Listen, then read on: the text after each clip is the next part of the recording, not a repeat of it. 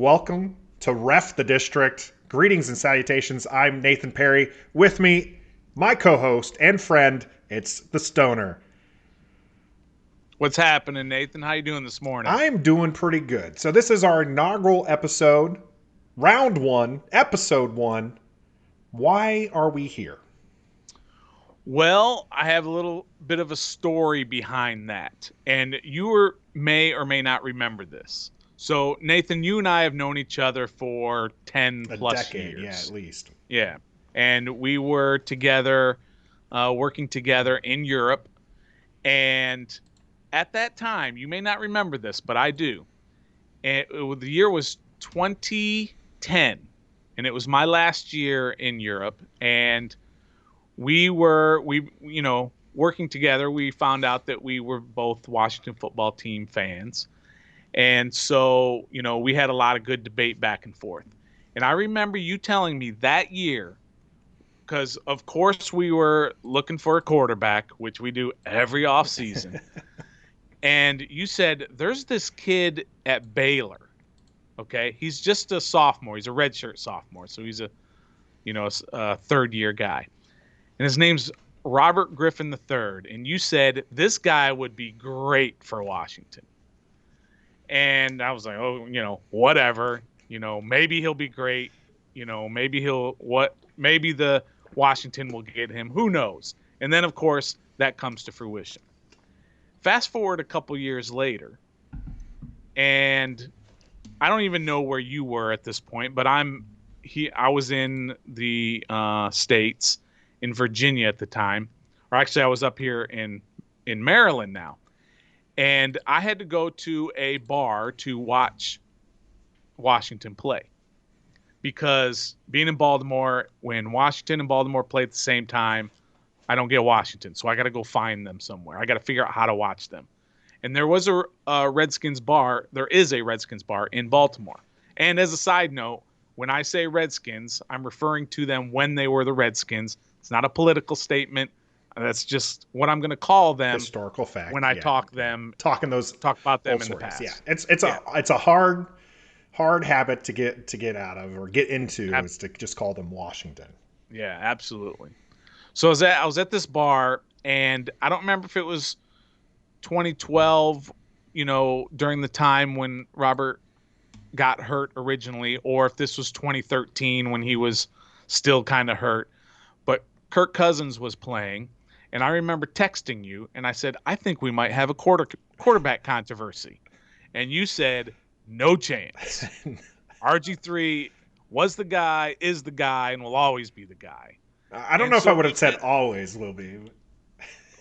But we've had this back and forth, and we've always had a good rapport about talking about both of our favorite team. We look at it from different ways, and so this podcast is kind of both of us getting our opinion out there about what Washington should do. We're holding them accountable and that's why we call it Ref the District, the official podcast of Washington sports. And we like to hold them accountable because I think that a lot of the people on air, in the paper, online, social media, they're a little bit too close to the team, right? So they can't say anything necessarily bad about the team in certain aspects. They do, but there are certain aspects they can't. So we're just fans. They can't burn bridges. We can burn all the bridges. They can't burn. That's exactly right. So that's kind of why we're doing this podcast, because we're both big fans of the team. We want to see them do well, and we might have a little bit different take on how they go about doing that. Excellent. Yeah, I see it as, the Washington football team had a saying towards the end, why not us? Why not us? We have some broadcast training under our belts and looking to put that to use. Have some fun. We have these discussions anyways. Might as well record them, put them out. If you like it, go ahead and subscribe to our channel, Ref the District. We're gonna have a Twitter coming up. We'll make sure that gets pushed out there as well. Like and subscribe for us. We're gonna be focused on all of DC sports. Today, it's definitely gonna be Washington football heavy. And I think most of our podcasts, we're going to be speaking for about an hour.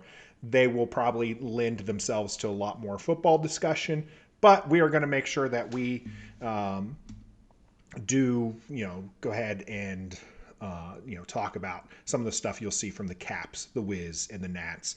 As you can see behind Stoner, he's repping the district quite well. Both of us are fans of most of these teams. I think only some small delay, detours. For myself, I'm a Thunder fan, but I can appreciate the Wiz. Hey, the Thunder are doing better than the Wiz, even though they got Thunder, gold star Russell Westbrook, who's injured. You know who else is doing better than the Wiz? The two of us. Everybody is doing better than the Wiz. Every team and probably every individual is doing better than the Wiz. We are going to talk about the football team right now, and we want to look back at this 2020 season. The team pushed out a quality video. If you want to go ahead and look at that on the 2020 season, kind of glossed over a few of the more negative aspects, and surprisingly, they did touch on Haskins being benched and then let go. You couldn't talk about the season without that. But I want to bring this into something my family does, which is your favorite, your least favorite, and something you would change. Okay, so Stoner, what was your favorite part of this season? I think that's, to me, that's fairly simple, and that is the drafting and the emergence of Chase Young as a superstar. A lot of number two picks can go bad. See RG3, and this one, of course, did not. And it was fun to watch him dominate at times, and it was just it. I enjoyed seeing a draft pick not only be great on the field, but be a great teammate, be named captain, all of these things. That was by far the best part of the year to me. I really appreciated the captaincy thing, especially late in the season. Right, they gave Dwayne Haskins captain, didn't pan out, but now we have two young captains in McLaurin and Chase Young who really set the tone that, hey, we need to work hard to see some success happen. And I'm looking forward to what they do. There are a lot of great moments this year, right? We got Rivera, who's cancer free now. You've got Chase Young. You got making the playoffs. So lots to choose from. Probably my favorite, though, had to be Washington absolutely dominating the two games against the Dallas Cowboys. Oh yeah, that always brings joy to my heart. Yeah, Thanksgiving was amazing. For the first game of the season, I actually had a friend of mine over who's a Cowboys fan. Oh, that's the best. That's the best. Oh, it was. She really hated hearing me sing "Hail to Washington" because I changed the lyrics over. Yeah. But great stuff. I mean, again, there's lots of good moments here. We have Alex Smith coming back, giving Aaron Donald a piggyback ride, surviving the season. But no, my favorite moment, the thing that when I look back and what brought me the most joy this season had to be dominating Dallas in two games. That was probably my favorite part. Okay, so and you know what, to jump a little bit back on that is they're probably their five best players this year. Chase Young, Montez Sweat, Cam Curl, Antonio Gibson, and Terry McLaurin. All first and second year guys. So hopefully they're building something. Yeah. They're doing something right. And really Brandon Sheriff, you have to say that because he was an all-pro. But, we don't really see that on a play-to-play basis. So, but that's just another good thing is that there's hope. There is. And that is the good. But we have to talk about the bad. You said about holding them accountable. What was your least favorite part of this season? By far, again, the least favorite part was the Dwayne Haskins situation. First of all, his inability to perform, his locker room antics after a loss when he was going around bragging about his 300 yards, um, his issues off the field, you know, whatever that place that was that he went where there was a lot of people and he had to be put into the COVID protocols, and just his inability to live up to what was expected of him. And he went from opening day starter to being out on the street in, a course of Before the season 14 games, ended. Yeah, 15 before the games. season Yeah. ended, he did not have a team. Nobody took a flyer on him. Of course, now he signed with Pittsburgh, heir apparent to Big Ben there. Maybe not. I'm guessing they'd probably draft another QB. They'll be Yeah. easy to drop Haskins if need be. How can there be anything more disappointing than that? There's not really. That's my least favorite part about this season was just how bad the quarterback play was.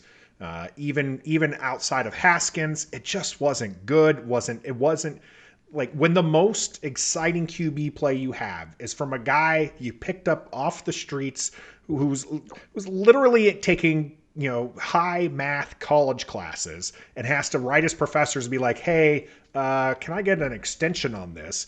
Because I gotta I go kind of play. have a game to play now. When that's your most exciting QB play, is that late in the season on a guy who literally nobody who had really heard of. The guy was a backup in a lesser league. And here he is, Right. and he's now people are thinking like, oh, you just got to sign Heineke. He's going to be great. No, he's not. That's my least favorite part is just how bad the quarterback play was. And Haskins was a large part of that. So Absolutely agree. So what would you have changed then? What can you change? I don't know. I mean, you have to go back to the offseason and figure out what went wrong in figuring out what the quarterback position. So are you asking me what I would have changed before or what I'd change now? What looking back on the season, what is something you would have changed that the team has the capability of changing, right? So would you have drafted Chase Young? Would you have gone back? Maybe you pick up Herbert. Yeah, well, okay. Well, let me throw a curveball at you here and give you a hypothetical or a revisionist history opportunity for you here. Okay? So it's just a little bit of a curveball, but it falls into the same sort of category that we're talking about here. But you remember in the beginning of the year they were 2-7 at one point, and it was like all is lost. But hey, we're gonna have a high draft pick. Everybody And was then 2-7 at that point. yeah, but you still had a little bit of hope because the division was so terrible. But they started winning. Then they won 4 games in a row. Right? They beat Cincinnati, Dallas, San Fran, Pittsburgh. Mm-hmm. So they're sitting at 6-7, having just beaten an undefeated team. But there was a large portion of the fan base that didn't want them to win this division. They said, this is not good. What good is it for you to be 7-9 and win a division and lose a wild card game, right? I'm not one of them. I don't think you're one of them either. You get 16 games a year to root for your team. You don't want to root for losing when you only have 16 chances to win. You try to win every single week. Let the draft pick fall where it does. However, looking back on it now, we had the playoff win. It was exciting. We have the 19th pick, which really hurts the team in trying to figure out what we're going to do at the quarterback position, trade, draft, whatever. The Giants have the 11th pick. Would you, this is your hypothetical, would you trade that wild card game, that excitement, that winning the division, and having the 19th pick? Would you go back in time and lose that last game against Philly, for example, have the Giants win and take the 19th pick, and we now have the 11th pick, which puts you in play for so many more opportunities of getting your quarterback for next. Would you give all that up? No, no. You take the win, you take the playoffs. I don't necessarily think that there's that large of a gap between the 11th and the 19th. I think there's a bigger gap between the third or fourth pick and the 11th, right? So Sure. that's where the gap really is. I think is between those. The 11th to 19th, especially once you get towards the back end of, and we're going to talk more about this later. Once you get towards the back end of the first, there's not much of a difference between that and a second rounder. So Washington, I think, is a team, is an area, a fan base that actually really needed to see them make the playoffs. It wasn't, 7-9, not the best. No one's ever, even if the team beat Tampa Bay, no one's going to consider them a great playoff team. Mm-hmm. But it was exciting, and it kind of, the players, I think, needed to feed off of that.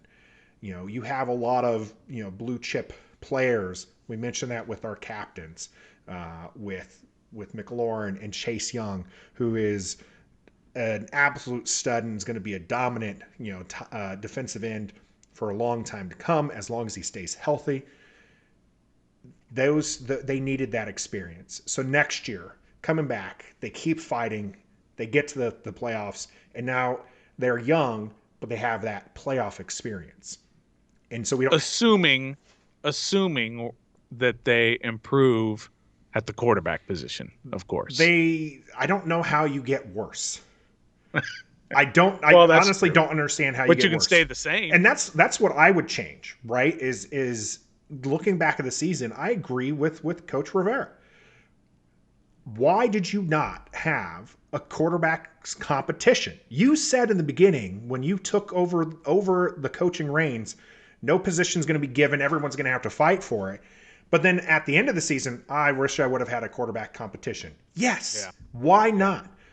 I think that this team would have been probably 9-7 if you start Kyle Allen at the beginning of the season, because obviously he was the one who they wanted in the first place. That's who they went to when they were like, Dwayne ain't cutting it. I think that there's a couple of games that could have been switched, and we could have had a 9-7 team, and then people, think a little bit more highly instead of the trash that they really ended up being, as far as like we just atop the trash pile, right? Washington just happened to be the best of the worst in that division. And I think that making that QB competition at the beginning, one, it sets the tone for everybody. And then two, you also, win a couple more games earlier because you're not stuck to Haskins. But I think what that comes down to is something that Jay Gruden brought up just yesterday. So tweeted out there that what we all knew. This was not news. Well, we all thought. Okay, sorry. We all thought. We all heard. If there were odds being placed on this, they would have had the worst odds in the world because everyone would be betting that this is what happens. Gruden comes out, says that the draft class, everybody was on the same page, the coaches, the scouts, everything was working well. And here comes Dan the Fan Snyder off of his yacht and makes the pick. We all thought it. He says it's true. We still don't know that it's true, but that he just is confirming what we suspected to happen. Did that happen with Rivera and the draft picks? I don't know. What I doubt it. What I do suspect happened was Snyder was just like, you got to play my guy. You got to play Haskins. You got to give him a shot. He gave him a shot, and Rivera was finally 4 games in. Rivera's just like, this ain't cutting it. He's done. He's done. They only went back to him because of injuries. Right. And then immediately afterwards, we're like, yeah, okay, this ain't working out. You're just done. Just go. We got to start a guy with a peg leg, instead of you. That's how bad you are. But the silver lining in all of that is you did find out once and for all that he's not the guy. That's true. That's right. Yes. If you had this competition and Kyle Allen wins it and plays all year, you go into the offseason again wondering maybe he just needed another year to holding the figure it out. clipboard, as a lot of Yeah. a lot of the old people, no offense, Stoner. Although I got some gray coming in myself. Oh yeah. You know, there's that mentality that you have to of QB has to sit for years on the bench before Yeah. they can blossom. I don't really believe in that. I mean, you see it this year, right? Like, Herbert out in LA there, just doing amazing things. I think that there's just players that have it and some players that don't. I'm not saying that sitting and getting a clipboard and learning is a bad thing. I think that sometimes that is where you're going to get somebody, but when you're Mm. talking that otherworldly talent, it's just going to show. And that's what a lot of people said that Haskins had. He just has. Even Alex Smith, when he got picked up by Pittsburgh, was just like, or even before he got picked up by Pittsburgh, was like, Haskins has all the tools and all that. I was like, I don't know that I saw that. I don't know that I saw Right. that in the Yeah. play. He I looked did good too. on those Instagram videos. I was hyped at the beginning of the season, Yeah. Oh, absolutely. but ends But up it didn't being pan out. no. He's just not the guy. Time to move on. Glad he's gone. And at least the team knows that now. He's not the guy. Let's figure out who is. So let me ask you this. Do you think the 2020 season was a success? Absolutely, it was a success. When you go from 3 wins to 7 wins, that's a success. Even if they had not won the division, 3 to 7 is a major, major improvement in the NFL. So yeah, absolutely is a success. Winning the division was a cherry on top of that. Having an exciting playoff game, that makes it all a success. Emergence of young stars. There's hope. There's hope for this team, and we haven't had that since 2012. And In and RG3's rookie season. yeah, absolutely. Yeah. So that's kind of how I judge success, is when you hit the off season, is there hope? Or is it just like, well, hopefully we can draft well yeah. again. But Yeah. now we know When you're we've got some pieces. That's fair. I think that's fair. I think given the expectations the team had, yes, you can count this as a success. I I also kind of subscribe to the thinking there's only one successful team every season, right? That the goal is to be hoisting that Lombardi trophy at the end of the year. It's either going to be Kansas City or Tampa Bay. One of those teams is successful. Everybody else was not. Mm, mm, But realistically, there's only a handful of teams that have that, you know, that capability. And Washington wasn't one of them. They right. certainly were pegged to be one of the worst teams in the league. And to make the playoffs, to give the fan base excitement, yes, absolutely. I think that's success. So as long as we set those expectations, set that standard at the beginning, Mm-hmm. we will, as we get closer to the season, what we feel like a successful season would be. And I'm sorry, I'm going to put this down right now. It's playoffs or bust as far as success is concerned. Like if your goal next year is just to have like a good season, that's not good enough. Your goal needs to be playoffs back to back years. Win the division. Be the first team in more than a decade to win the NFC East back to back. Do that. That Right. would be successful. But we'll get to that later on. But what we need to do, make sure that happens, is we set those expectations and standards. That was set for the team early in 2020, weren't going to be successful. Lots of questions. You had some hope with Rivera being the new coach and giving this culture. And, he gave a hell of a lot better press conference than the guys this year. Because, oh my Lord, if I were Detroit or Philadelphia fan base, I'm a little worried. Uh, Slightly, A especially little in worried. Philadelphia. So there's a lot to happen in an off season, though. We want to go over some of our top priorities. We have 5 of them listed. Can we get number 5? What is your fifth top 5 priorities, starting with number 5? Okay, so I think our priorities are pretty much in lockstep. Yes. Maybe we had like We 2 and 3 got a couple was swaps, but flop. realistically, my, yeah, top but my top 5 are the same. 5A and 5B are you've got to get secondary help, whether that's a safety or a corner or both. And also, I think you have to sign Jonathan Allen because Jonathan Allen is a key piece. You don't have to break the bank for him, I don't think, but you do have to pay him. And I think he's necessary going forward. Now, if you lose him, it's not going to be catastrophic, but I think they need to sign Jonathan Allen. He's a captain. He's strong in the community. He is strong in the locker room. He's the kind of He's guy strong you on the need on your football team. field.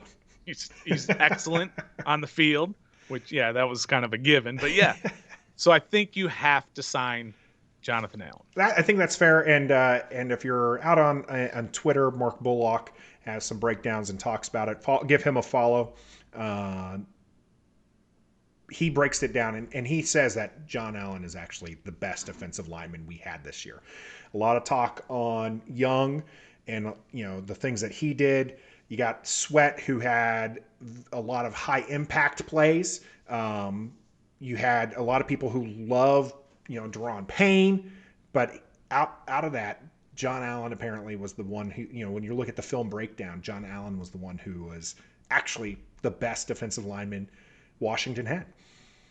So I agree. I in that regard, I agree. You have to sign him, and I think you're right. I think that he's not big enough, a big name where it's going to cost the team a lot, but it's going to mean a lot to the team.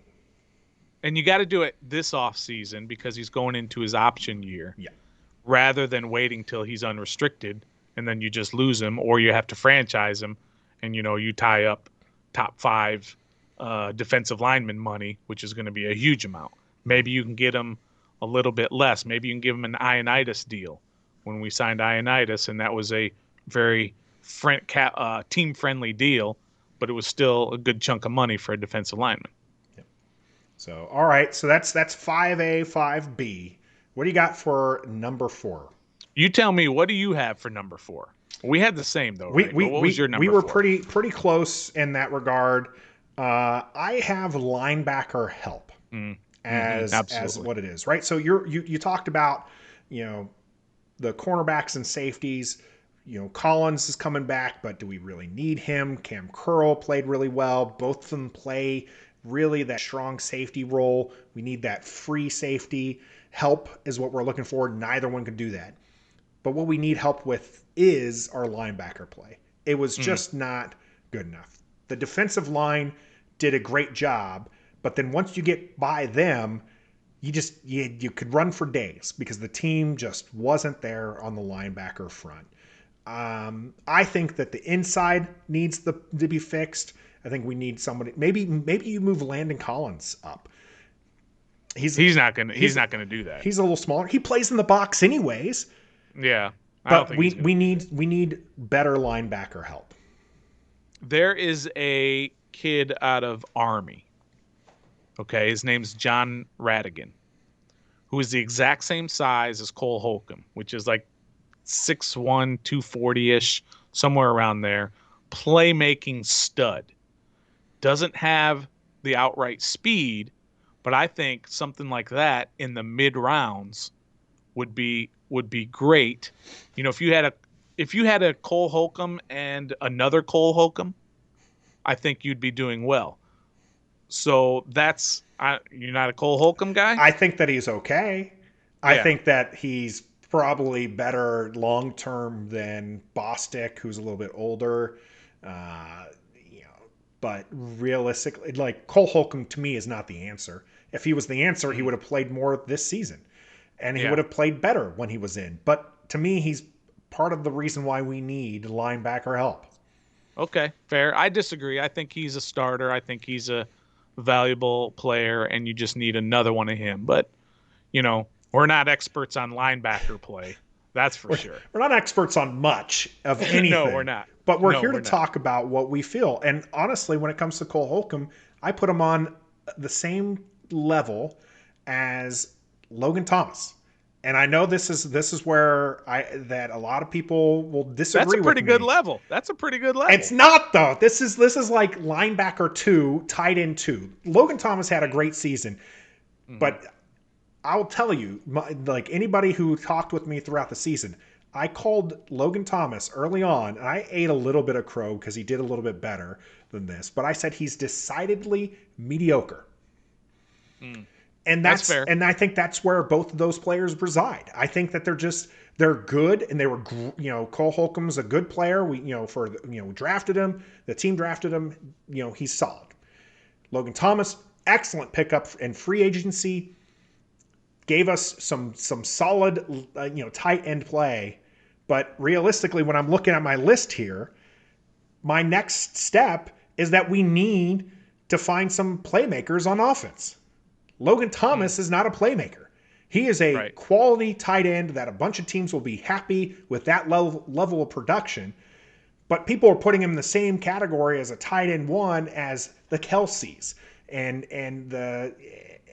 who are some of the other ones? Little, Kittle, right? No, he's not. He's not one of these players. He's good, reliable for most of the time. I mean, there was a few drops that I kind of wanted to screen, but just But a somebody. lot of in traffic catches too. He made a lot of really, really good, important catches too. Yeah, again, reliable tight end two, Cole Holcomb, linebacker two. Not the answer at linebacker. I feel But again with the priority. Nathan, you can't have superstars at every position. You have to have, you know, guys that make You, 600,000 a year and yes, be good enough. good. I'm okay with that. But what I'm saying is my priority is to one, find better linebackers than Cole Holcomb, and two, find better offensive playmakers than Logan Thomas. Outside of Okay. Terry McLaurin, okay, we're moving on to that second priority, or my third priority there, which is find playmakers on offense. Outside of Terry McLaurin, who does the team have? Right.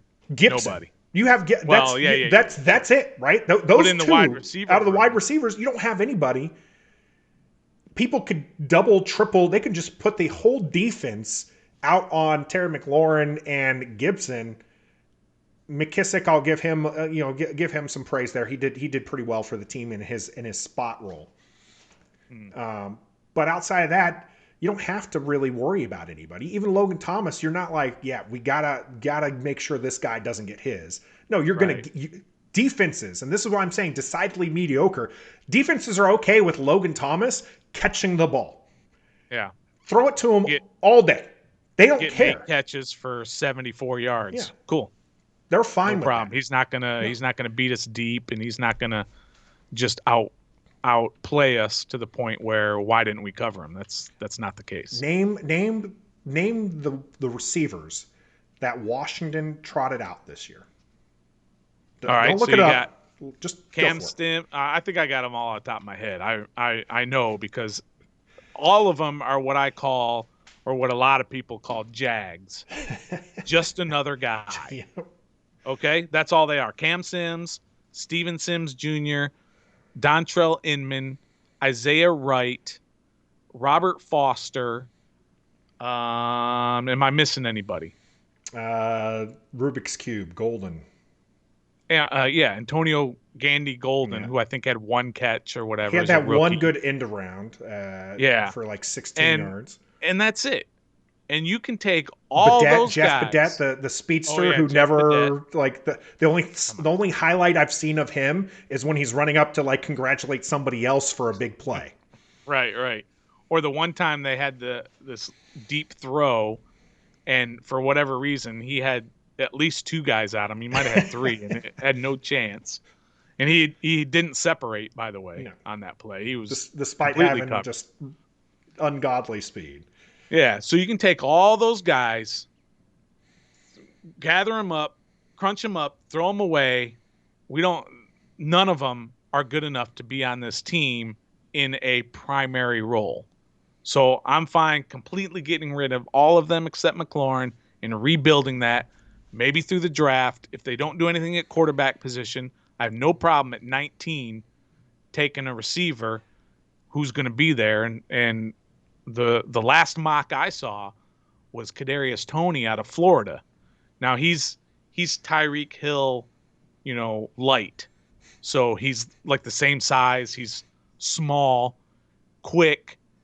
Got the quick twitch fibers or whatever those are called, and he can fly. Are you sure this is not your Florida bias coming Well, it through? might be a little bit I of a think bias, this. but I think that might be a little bit of your Florida I bias. did see somebody in a mock have him taking him at 19. Okay. So Well, I mean, I that wouldn't makes hate sense that. because realistically, at this point in the offseason, you're looking at the draft, and Washington needs offensive playmakers, and so if you go there, but if we want to look at the wide receivers who maybe could make an impact for the team, who are you Okay. looking at? There's some good names out there. Absolutely, there are. There are some big name free agents that are going to get a lot of money too. Last year, it was widely reported that Rivera and Washington went after Cooper, and he stuck with the losing team. That's right. He did. So good for him. Yeah. So Take your less money and your losingest team and have fun with that. so tell me, I'm going to list off some of the names here. Top of the list, I think a lot of teams are looking at Allen Robinson, free agent. You like him? Love him. Would you Absolutely love Would you him. pay him big bucks to come play for Washington? Yes, I would, as long as it makes sense. Would I want Allen Robinson on my team? 1,000,000,000% yes. All right. How about the likes of Chris Godwin is an available free agent? Yes, I liked him a lot, but man, in that wild card game against Washington, he was 4 or 5 terrible. drops.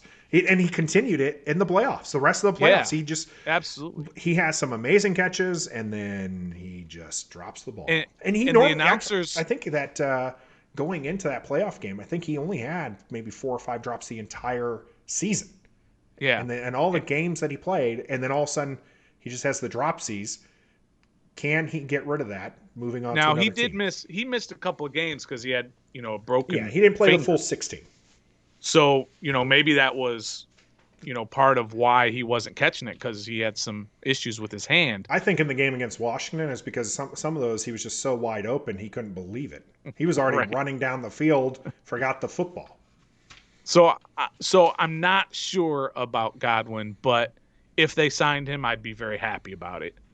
I don't know if it'll work out in the end. Like, I think Allen Robinson is a lock. He comes here, he's going to be good. Okay, what about our favorite TikTok star, Juju Smith-Schuster? Yeah, I think he's very good. Young, promising. Yeah. I would say no. No, because What Pittsburgh wide receiver has done anything outside of Pittsburgh? You have Antonio Brown, who's playing in the Super Bowl this coming up, but realistically, which ones have done well? Well, who are my choices? So Juju has gone down, right? Like, he had an amazing season. These last 2 seasons haven't been that good. Are you banking on him getting back to that form, or is what he's been doing lately what it is? Because you have a history with those Pittsburgh can find wide receivers for days. I mean, they did it again, like it. right? They have some Chase Pull. It's looking pretty good. And Deontay Johnson. Yeah. Both of them. So they don't need Juju. And I think that Juju goes to a different team, and then he's going to fade away. And, maybe not. But I wouldn't want to put money on it, or at least not big money on it. I'd much rather have a guy like Allen Robinson or Godwin. Heck, I would take Will Fuller. I don't pay big money for him because he can't stay healthy. Well, he's going to get big money. So then if you're not going to pay it, he's not coming here. No. I'm not a Will Fuller guy. I think he's fantastic at what he does, but you can't count on him. He never have. He's like Jordan. It's like Reed. Deshaun. Jordan. I think Deshaun, because he can make breakaway plays, sure, but then after he scores, he's out the rest of the game because his hamstring's tight. Yeah. Or and that seems to happen a lot. So no, I'm not a Will Fuller guy. There's some names on here on this list that I also want to stay away from. mainly because I don't think they add to Washington in a way that Washington needs the help. Guys like A.J. Green, T.Y. Hilton, Oh, Sammy no, Watkins, and I don't think no. Fitzgerald is really a free agent. I think he's either retired or, if he gets picked up, if a team picks him up, it'd be surprising to me. I think amazing player, Hall of Fame in my books, Oh, absolutely. First ballot. but 100%. somebody who I don't think is contributing enough this late into his career. Those are names. T.Y. Hilton to You me s- is probably the best out of you that bunch. skipped one. You skipped one. Who? That's not on, maybe it's not on your list. But maybe he's not a free agent, but I thought he was. Isn't Curtis Curtis Samuel Samuel from would be someone I'd like, but I'm not sure Oh, if I he's a. love Curtis I'm not Samuel. sure if he's a free agent. Maybe I will have to take a look at that. Maybe he's restricted or something. Yeah. So, but I'll look it up. this list I'm looking at is from Pro Football Network. They're the top that they're listing. You look that up here, but those are names that I'm not really excited about. Marvin Jones Jr.'s on here. Kenny Galladay, maybe he would be okay. Kenny I think Galladay. that he would have some potential. But like Jones Jr., Green, Hilton, Watkins, to me, those are similar players No. to McLaurin, and that's not what we need. We need somebody who is going to take the top off. We need, the Washington football team needs somebody who is going to command, attention on the other side, take that safety help, so that way McLaurin can get open and take a slant and take it 70 yards. And I don't think any of those guys do that. I think that those guys are going to get you 5 to 10 yards every now and then, make some tough catches. T.Y. Hilton, I think, is an amazing player, but I just don't really think that that's what Washington should be going after. You want another Paul Richardson, then you sign T.Y. Hilton, in my opinion. That's all he is, another Paul Richardson. But by the way, Curtis Samuel is unrestricted free agent Okay. in I 2021. would take Curtis Samuel. My list would probably go Allen Robinson, Curtis Samuel, Godwin. I'd put Will Fuller. The end. Yeah, the end. Really, like after that, you just go with the draft. Don't pay Well, big Juju. money. Don't I pay think big I would money for put Juju. Juju Don't fourth. pay big money for Will Fuller. I think that Well, if there's you don't, big wide receiver draft. It's a big wide receiver yeah, it draft. is. Maybe Absolutely. maybe you get the next Jefferson. I think the team would be very happy with that kind of projected wide receiver play. They won't get Well, any I good think wide the receiver play though if they don't hit this next one, which is they have to sign Sheriff. Oh yeah, absolutely. I That's think everybody agrees with that, and it's going to cost you a penny too. it is. Absolutely, Yeah, it's going to especially cost you top five another All guard. Pro season. You mentioned it. We don't always see it on the tape, but he locks down that interior line for us for the Washington football team. I think that they have to sign him, and the only reason why this is our number 2 priority is because the number 1 is that big. Okay, because otherwise, any other season, this is probably the top priority because you don't get that quality level of lineman play just anywhere, right? The team was lucky to have Trent Williams. They had the Hogs. There's a lot of people, throughout our tenure as Washington fans that we've liked. This guy plays at a level that he's getting those accolades, that he may be a Hall of Fame player if he can just continue to rack up these All-Pro accolades. You have to sign him. Yeah, There's and no hope he run game. stays There's healthy. and stays healthy because there has been some concerns with that. I don't think it's going to matter when the checkbook comes out because at the end you just need that level of play, and he's doing that when he's on the field. So Well, here's the one thing I don't understand about the cap or signing guys, and this will also transition into our first priority. Well, first through 1 through 100 yeah, priority, if we're being realistically, honest. yeah. Uh, but the cap can be manipulated in so many ways, and I have no idea how they do it.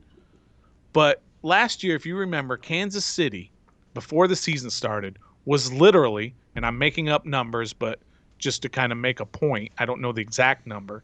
They were like 400,000.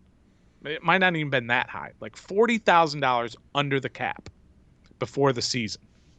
They signed Patrick Mahomes to like a $500 million contract, and they were only like 40,000 under the cap, and somehow they figured that out. And then you know what else they did? They signed Travis Kelce to a huge deal, and then I believe they signed the defensive tackle Chris Jones, another huge deal. Well, wait a minute, you were only like 40,000. You were like right up against the cap, and you signed all these guys because they figured out some way to do that, to push the money and signing bonus. It's probably going to come back to bite them later, but as of now, they were able to do that. So money doesn't usually bother me as far as the cap issue. Mm-hmm. Whatever it takes to sign the guys that you think you need, you do it. Whatever that money is, I don't care. Yeah, I do think that cap issues tend to be overblown because people look at them at that moment. They don't, teams don't have the cap space to be able to get this level of player right now. But that's because they got a level of player before, and you're able to work. And if it's not for right now, the team adjusts, and the next year they can. Maybe they miss out on that big free agent this year, but next year they might have the money to do it. Yeah, I agree. Cap space tends not be the issue. Sign the guys you need to play right now. Certainly did work out well for Kansas City playing again in the Super Bowl. We'll talk more about that next week, though. By the way, draft picks. Kansas City in 2016 had no first rounder. In 2017, they drafted Mahomes. 2018, no first rounder. 2019, no first rounder. 2020, no first rounder. So it's not always about the picks. It's making the right picks. And that comes to play here with our top priority, which is we need a QB. The team needs a QB. The fan base needs a QB that they can not just cheer for, because I believe the fan base was very happy for Alex Smith.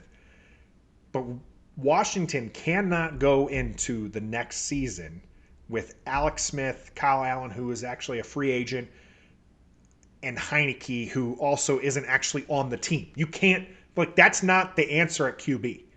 Correct. At 19, I don't know that you draft the answer at QB. I mean, Aaron Rodgers was picked 24th overall. Something like that, 23rd, 24th. Yeah, in that range. One of those. So I'm not saying you can't before Jason Campbell, by the way. One pick. Yes, please. Let's dig that dagger into our hearts. Yeah. I'm not saying that 19 you can't find quality, right? I mean, Tom Brady, greatest of all time, 6th-round pick, but those are so rare. 19, I don't know with this draft class if that's going to be able to do that. So there are some options.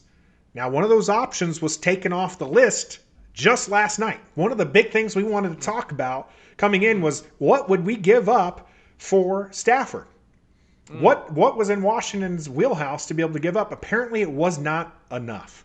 As Stafford is off the list, you can't hope for that to be the answer now. The Rams giving up 2 firsts, a third, and Jared Goff, which really that extra first was I'm thinking, hey, here's this god-awful contract for this player. Sure. Yeah, realistically, I think Stafford was a first and a third, and then the rest of it was like, hey, we'll also give you Goff. And Detroit was like, you got anything else that you're going to give us for that? And then they're like, okay, we'll give you a first. You mentioned Kansas City not having first-round picks. The Rams have also not had a first-round pick outside of Goff since like 2016. Right. And they've made the Super Bowl. And they're a team that has done well, much to the chagrin of most Washington fans, as they're sad to see that McVay left. Seemingly, Washington has given up maybe another young talent with Kyle Smith in the scouting department. Who knows? We'll see. I think that Rivera has his guys there. A little interesting to do it before the draft, but necessary. Now we have the pieces in place. Mayhew as the general manager, a lot of people were like, Stafford's going to be it because he loves Stafford and they're going to go after it, and they did. Reports are saying Washington knows that the number one priority is finding good QB play, offers Detroit apparently better stuff this year, and yet Stafford still ends up over in the Rams. What do you think was offered? And do you think that Stafford's worth 2 firsts, a third, and a player? Well, he is because it Because happened. yeah, it happened. Fair Right? enough. Fair enough. So he's worth it because somebody paid for it. I think Goff's contract played something into it, but if you look at the cap hits for both teams because of the trade, and you have these dead caps for both guys to the original team plus the new contracts, both teams are losing cap space on this move because they have to pay for old contract and new contract coming in. So the biggest thing that I think Detroit or the Rams gained was Stafford is on the books for 2 years, whereas Goff is on the books for 3 years. So Detroit's going to have 1 extra year. And of course, not knowing that Goff is the guy, but he will be with the money he's making. He better be for the money he's making. So that's a huge haul that Detroit got back. And I'm telling you now, if that was Washington and they had to give up, let's just say Montez Sweat, that was always the name, That's the thrown name around. you love to throw around. Yeah. So you give up Montez Sweat, the 19th pick this year, the first rounder next year, and a third rounder next year. Would you give that up for Stafford? I wouldn't have. I think I want, what this has done is it's changed my mindset though for another player. If this is what Stafford's worth, this is what it's going to take to get a player of Stafford's quality, what in the world happens if Watson gets traded out of Houston? And my original stance on this was there's no way you can afford Watson. Don't give it up. Don't do an RG3 level trade to get that player. And here we have for Stafford, who I was high on, who I was just like, if it's the 19th and some extra picks, go ahead and do it. If you're going to give away someone from the line, I think Daron Payne is the name that I would have preferred to have seen given up. I think he's got a high ceiling. I think he's a quality player, but he's somebody who I think that teams will get more out of. I like to see Sweat. I don't think we have a replacement, especially that Washington doesn't have a replacement for Sweat right now. I think they have a replacement for a decent replacement for Daron Payne. Not high quality, obviously not a first round pick, but good players that can fill in that interior. Less so for somebody who's going to get double-digit sacks out of like Sweat. So I didn't want to give up Sweat, but I would have given up, first rounder and some extra picks and then a quality player. So would you have given Stafford. up Payne? Would you have given up Payne 2 first rounders and a third rounder? I still think that'd be too much for Stafford, in my opinion. I thought the price was going to be lower, but when you have 7 or 8 teams that are reportedly giving trade offers, it was a bidding war. It was a huge bidding war. Yeah. I think that Houston, especially now, they're doubling down. Like, no, I came here, the coach, I came here because, Deshaun Watson's going to be the QB. GM, he's a Houston Texan. Watson's just like, not really. Well, I don't think it's going to take. Everyone is saying that it's going to take more than that. I don't necessarily think it's going to take more because if you look at the Rams first rounders, they're in the 20s somewhere usually because they're a playoff team, Super Bowl team just a couple years ago. So those picks are not high ones. Okay, so let's just say. Just throwing this out there, the Jets want Deshaun Watson. They've got the number 2 pick, I believe, or 3, whatever it is. They also have Houston's 4th overall pick. No, I think that's Miami. Miami has it. Miami has their 4th overall pick. Yeah, for the Laramie Tunsil trade. But let's just say it's the Jets are offering the 2nd pick. That carries more weight than the Rams' 24th pick. right? So you don't have to necessarily give up 2 ones and a third when it's the Jets, when it's always going to be really high.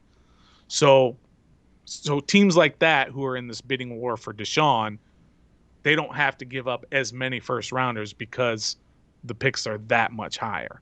So the Jets do have 2 first-round picks, but it's the second and the 23rd. You're right. Houston, it was Miami that They got like the benefited from fourth pick, the third overall pick.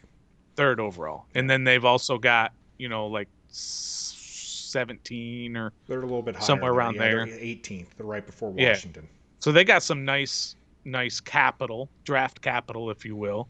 I mean, they're not going to trade for Deshaun. They've already got a guy, unless Tua is part of that package. Yeah, you never know. I mean, maybe that's what it takes is 3 first rounders, Tua, and an extra draft pick somewhere in there, a third or a fourth. Yeah.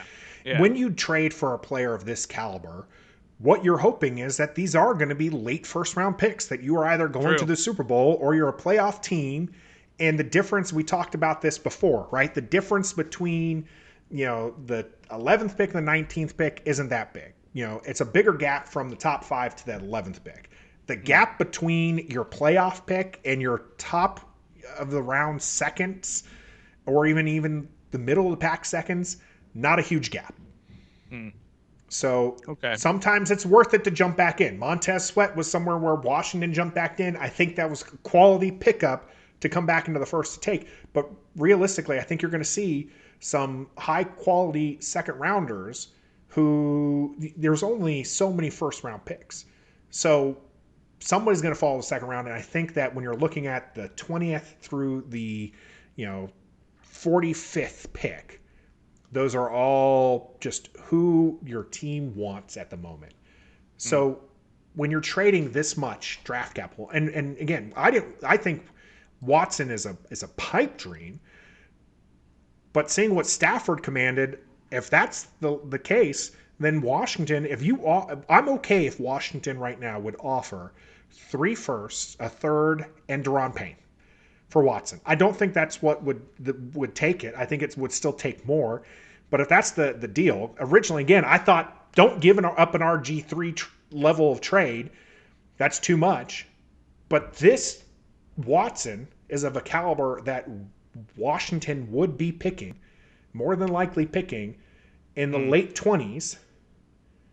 If you get him for 3 years, hopefully for 3 years, I think give up the 19th this year, a 25th, maybe 32nd pick in the next couple of years. yeah. Fingers crossed. Right. I think that's good. I think that would be a good thing to do. I think that as long as you don't give up too much of the draft capital overall and you find those players, then yes, that's what you have to do. Because Stafford now set the bar. Yeah. And it's way higher than I thought it was going to be. But Watson was already going to cost your entire future. Yeah, absolutely. And I'm not a hot take guy. I don't say things just to brew up controversy. But I've said this before. You can literally take anybody on Washington, and I'm okay to give them up for Deshaun Watson. Chase Young. Absolutely. 100 times out of 100, if you're talking about just straight up, Chase Young. No, I think you're going to have to Deshaun. package. And crazily enough, you're going to have to package somebody with more picks with Chase Young. But does that drop it? If it's 2 firsts, does that make it 2 firsts, a third, and Chase Young, or do you still have to give up another first? Because that's 4. That to me, that's 4 first rounders you're giving up. Right. And I think that might be too much. Yeah. Well, I think it might. You don't have to give up that much, but I would. I'd mortgage everything for Deshaun Watson. I think he's that special, and he takes care of the position that hasn't been steady for this team since Theismann, really. Where you had a guy who he was your guy now, he was your guy last year, he's going to be your guy for the next 5 years. We haven't had that since Theismann, and that's ridiculous to say 40 years ago or whatever it was. A long time. So absolutely, I would give up basically anything for Deshaun Watson, and then figure the rest out from there, because you got that. There's There's literally 15 guys on this planet right now that can play quarterback at a high level. And you've got to get one of them, or you can forget about ever challenging for the Super Bowl on a year in and year out basis. Watson would definitely make waves, make it happen. I think Houston needs to give him up. You know, they're saying they're going to keep him. I think that's posturing. Watson doesn't want to be there. Is. O'Brien really messed that team up, trading away a lot of stuff. And this is why I think that Houston needs to go ahead and part ways, because they're going to get a lot of picks out of this and possibly a couple of good players. You know, and in the NFL, picks are gold. Yeah, and so you're going to lose that caliber of player, that top 15, really realistically top 5 if you're looking at a certain age group and whatnot. Like Deshaun Watson would definitely boost any team that gets him. Houston, as much as they probably should keep a player of that caliber, they just have so many holes. They are not a team that is just that one piece away. They have to fix a lot because O'Brien left them in such a state of despair. Washington, though, made the playoffs with horrible QB play. Maybe you don't have to give up that much to continue to contend. Some other names on the list here. Dallas still has not signed Dak Prescott. Right. Do you get into a bidding war with the division rival for Dak Prescott if you don't land a Watson? Right. The team missed out on Stafford. I agree. Dak would be an amazing pickup for the team. I agree. Take away this quality player from Dallas, and then you put him on your team. He has the mobility that the team wants. You've seen this. They want some mobility in their QB play. Not necessarily the Lamar level, running down the field, but some mobility to kind of keep the defense on balance. And I think Dak gives that level of quality play that the team makes the playoffs multiple years in a row. Would absolutely bid. What was his injury this year? It was his ankle. Or his ankle? Foot or ankle. It was a nasty looking one. But it wasn't necessarily, a knee or like an Achilles or something that has shown to slow guys down. Nothing that significant, and recovery seems to be going well. Dallas is probably going to sign him, but I think you get in there and you try to jack that price up. Sure, that'll help too. Yeah. So either way, I think it's a win-win situation if Washington tries that avenue. You may have just hit that line where, everything above, yes, everything below, probably not. Yeah. So Stafford off the list, Watson excellent, Dak Prescott, and then you got a whole bunch of others. Yeah. Trubisky. Nope. Don't want to. Just start naming them. Tyrod Taylor. Nope. Andy Dalton. Nope. Jameis Winston. Nope. Jacoby Brissett. No. Ryan Fitzpatrick. Okay, he's a no. No, I think they want someone younger. As much as that would be, he's an exciting player to watch. If you're looking for exciting, we can sign back Heineke. The team can just sign, just go for that. And then your all-time favorite return to glory RG3. Oh my God! Happens to be a free agent. Whoever, as I told you earlier, there was in the notes, RG3 was on there, but my computer, I put a program on my computer where it automatically burns anything out of notes or anything on my computer that says RG3, because I am not. He's done. He's done. He's physically done. He doesn't look like he has it. It's over. If you would have said if RG3 would have been brought up at the beginning of the season last season, I would have been like, okay, he might. He's been sitting for a while. I think he still has some mobility. And then he came in for Lamar, and you're just like, wow, he's still in the league. He is still there. Yeah, I just God don't bless see. Him. Yeah, God bless him, Nathan. 2012 was a magical year. He I'll was never forget. I amazing. was I deployed. heard, I loved it. Every moment of it. oh, Watching the I games heard while I'm out there. people, I heard people calling him our Jesus. Oh, You yeah. know, he was the savior of this franchise, and I was all in for RG3. But it didn't work out. He's done. Just He's don't no. ever bring him up again, Nathan, or you and I are done. So none of those names interest you. No, I think Tyrod Taylor would be. no, stop. Hold on, or Jacoby Brissett. Oh, I'm stop. not saying I want these Terrible. guys. What I'm saying is this is what happened last year, right? Like they lost. The Washington lost out on some of these big names and signed these Logan Thomases of the world, and Hmm. the whole fan base was just like, "You idiots! This isn't going to work."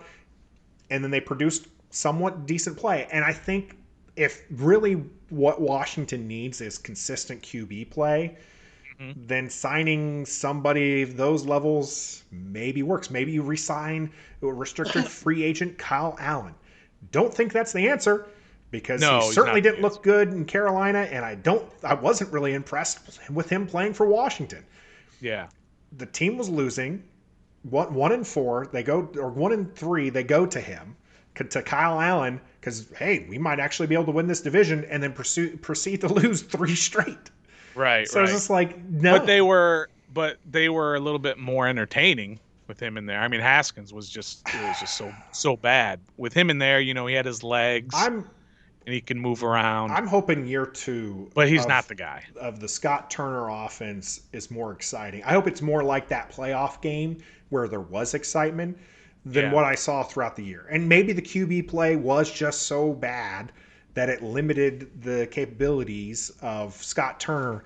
But for me, I'm a wait and see on him because Mm. I just don't think like that it was working out. I'm hoping. I think there's some good things there, but I don't know. We'll Oh, see. and there are other guys around the league that are, that are not free agents and that are not demanding trades, but are rumored to be available for trades. Guys like Matt Ryan, Derek Carr, even his backup Mariota. So there are guys like that who are available. But like I Some said, turmoil in Green Bay. Do you think yeah, do you think you can exactly get like that. Rodgers? I don't think so. No, no, no, no Like Green chance. Bay would be But an idiot to I absolutely do will that. say this, and I've said this many times before, that it would be, and you said it earlier, to the effect of this, is that it would be irresponsible for Washington to go into training camp with QBX, not knowing who the guy is. A competition. No, they need a guy who is their guy for the next 3 years, who is proven, who is talented. So like a Derek Carr, Matt Ryan, Rogers, Watson, all those names, Prescott, they need a guy because the time is now that this team has got to keep going, ascending, and making playoff runs, Super Bowl runs, because all these young guys are going to start coming up for contract, and you're not going to be able to pay them. Yep.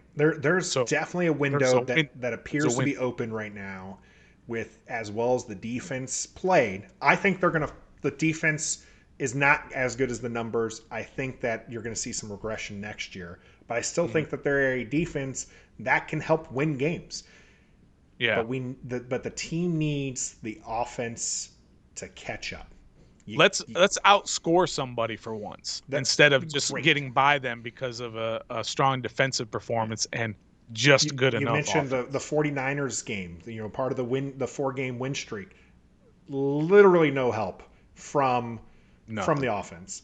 And Right. special teams isn't any better. Steve Sims Jr., please, there Bye bye. needs to be. I'm going to have a heart attack at the age of 35 watching him continue to try to catch punts. And Rivera Right. knows Right. he's not good. They just apparently don't have anybody else out there who can catch Yeah. punts. Yeah. You're like, yeah, nice stop on third down defense. Great job. Great job. Here comes the punter. Oh Oh, man, crap. just should have let them have the first down. Yeah. Let him get a field goal. All right. Well, we are wrapping up here. Again, we will have some updates on the Caps, the Wiz, and the Nats as the podcast continues.